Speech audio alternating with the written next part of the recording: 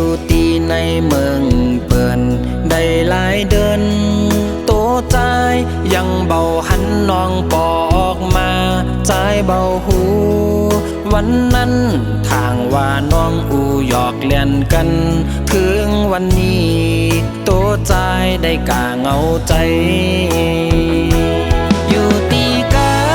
ยตัวนางเบาไข่ปอกมาเมืองเฮา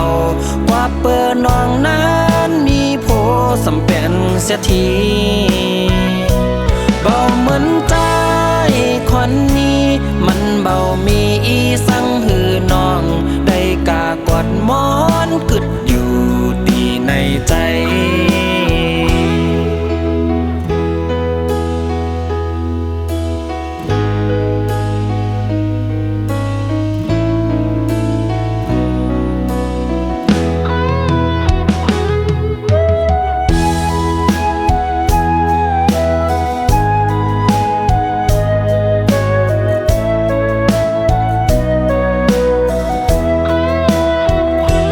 ได้ข่าวว่า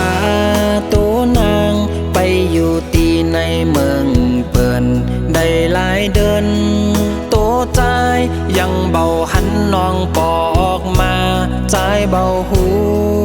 วันนั้นทางว่าน้องอูหยอกเล่นกันถึงวันนี้โตใจได้กาเงาใจอยู่ตีกายตัวนางเบาไข่ปอกมาเมืองเฮา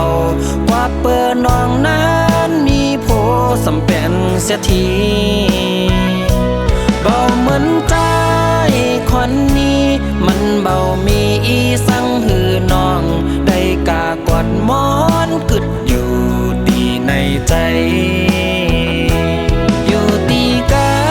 ยตัวนางเบาไข่ปอกมาเมืองเฮากว่าเปิดน้องนั้นมีโพสำเป็นเสียทีเบาเหมือนใจ